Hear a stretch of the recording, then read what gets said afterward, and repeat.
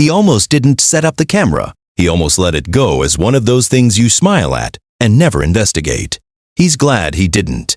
Jerome Whitfield worked in logistics. He was good at identifying patterns, the kind that looked random until you mapped the data points and saw the system underneath.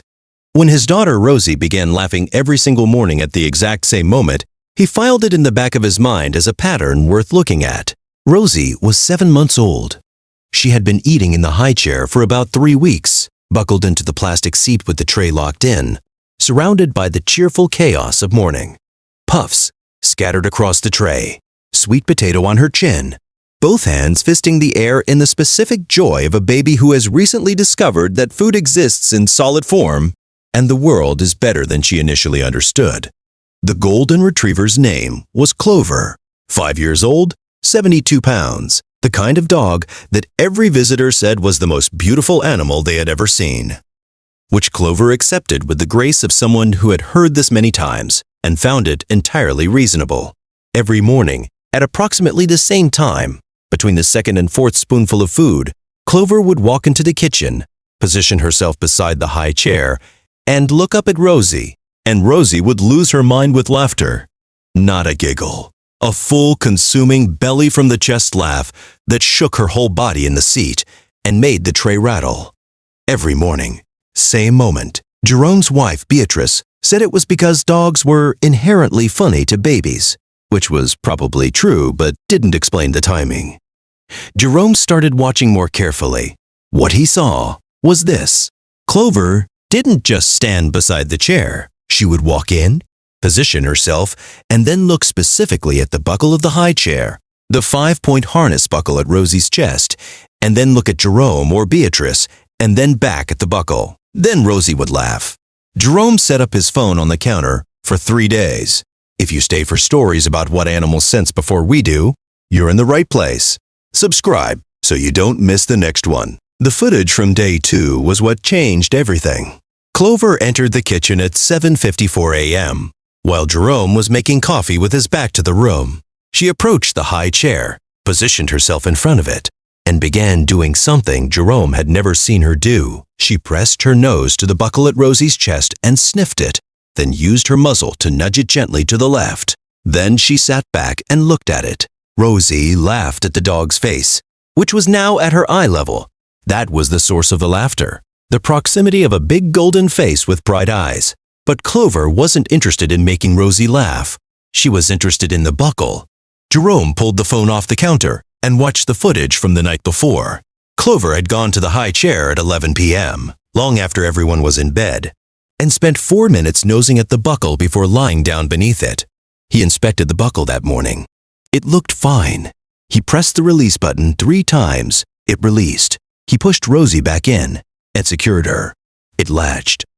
On a feeling he cannot fully explain, he looked up the high chair model number. He went to the Consumer Product Safety Commission website.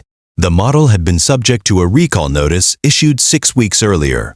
The 5-point harness buckle had a manufacturing defect in a production run that could cause the latch mechanism to fail under sustained lateral pressure, the kind of pressure that occurs when a baby twists and reaches to the side, which Rosie did approximately 40 times per meal. A failure of the buckle during a meal in a high chair could result in a fall from a seated height with no warning. In an infant who could not brace herself, the outcomes ranged from significant. Jerome sat down at the kitchen table and looked at his phone. Has your dog ever done something that made no sense until it was the only thing that made sense? Tell us in the comments.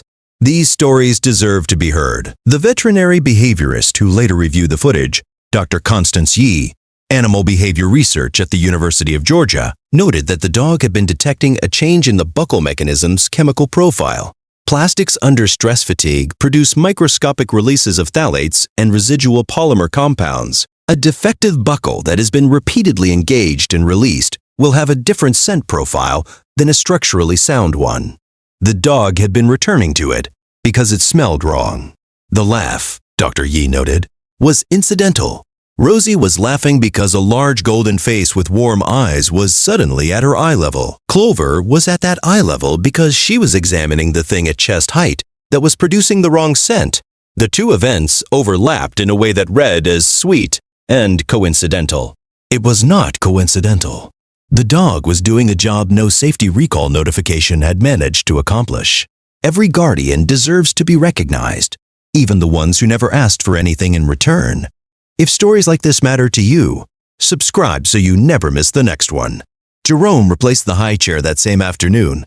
He ordered a different brand, checked the recall database, confirmed no active notices, assembled it that evening.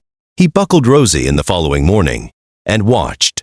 Clover walked in, positioned herself beside the new chair, pressed her nose to the new buckle, held it for 2 seconds, then looked up at Jerome and lay down beside the chair. Rosie laughed. She always laughed when Clover's face appeared at high chair level, but this time, Clover lay down and put her chin on her paws and closed her eyes, the way she never did when the old buckle was still in the room. Jerome stood in the kitchen for a moment. Then he looked at the camera, still propped on the counter, the one he had almost not set up, and at the footage he had almost not reviewed, and at the dog lying quietly beside a high chair that was now safe. He thought about the 4 minutes of footage at 11 p.m., a dog alone in a kitchen, examining a buckle by the light of the range hood, trying to tell someone something in the only language available to her. What does your dog keep going back to that you've never understood? Drop it below. We want to know.